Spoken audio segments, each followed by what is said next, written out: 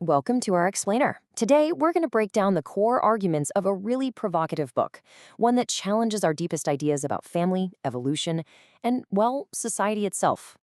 We tend to just assume that the nuclear family, a man, a woman, and their kids, is the timeless, natural way for humans to live. It's kind of the foundation of everything, right? Our stories, our laws, our whole society.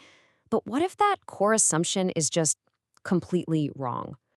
So, here's the book's big radical claim that the patriarchal family we all think of as normal is actually a pretty recent invention in the grand scheme of things, and maybe even a problematic one. Okay, let's dive right into this first section. The goal here is to really start questioning and maybe even dismantling the whole idea that a male dominated family is our natural biological state. This slide just lays out the core conflict so clearly. On one side, you've got the common belief male dominance is natural. The isolated family is the best way to do things. But on the other side, you have the book's argument. It says that for most of our history, we lived in female centered cooperative groups, and that patriarchy isn't our destiny, it's more like a historical disruption. So if patriarchy wasn't the default setting, then what was? Let's take a look at the evidence the book presents for a very, very different story of human history, one where women were actually the main drivers of our evolution. Yeah, forget man the hunter. The source totally reframes that narrative to woman the innovator. It makes the case that females were the main tool users, and that the need for mothers to gather food along coastlines actually helped drive bipedalism, walking on 2 feet.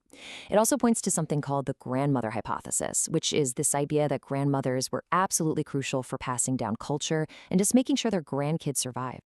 And wow, this timeline really puts the book's whole point into perspective. I mean, look at that.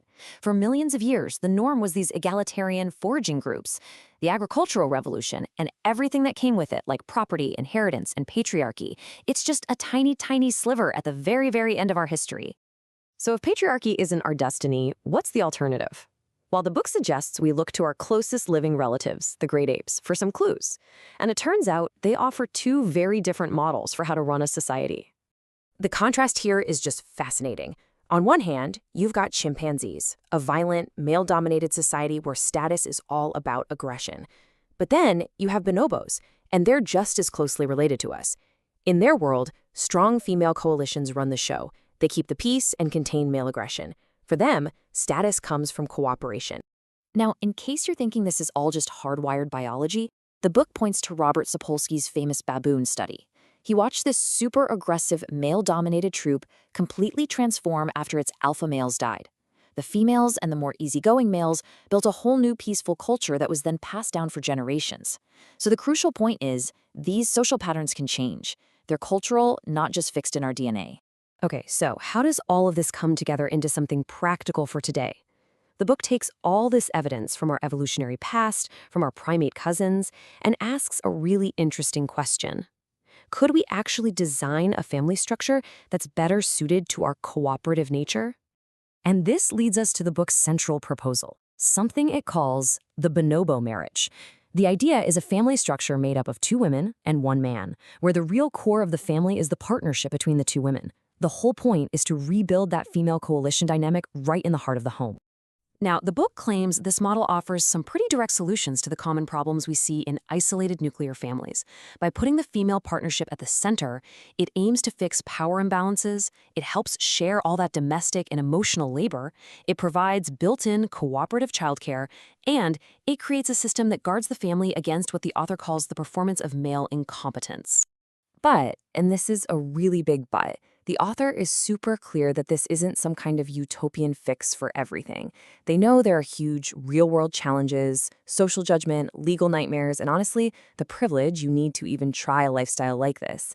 It's really presented as just one possible alternative, not some universal replacement for traditional families that are working just fine for lots of people. So, what's the big takeaway from all this? Well, the book argues that these ideas about cooperation, about female solidarity, they have huge implications that go way beyond our individual living rooms. And what's really cool is that the book stresses that the principles are more important than any one single structure. The goal is female cooperation and shared care. You could get there through extended family compounds or intentional communities, or even just by building these incredibly strong networks of female friends who basically act like co-parents and a support system for each other. And so we're not going to end with a simple answer. Instead, the book leaves us with a call to action, framed as a set of questions for all of us, really. How can you, in your own life, help build female solidarity? How can you start to push back against those old, tired narratives about male dominance being natural? Ultimately, the book leaves us with this final, provocative thought. It's a really memorable and optimistic challenge to rethink what's possible in our relationships, in our families, and in our societies. It's a reminder that we've lived differently before, and you know what? We have the power to choose how we live in the future.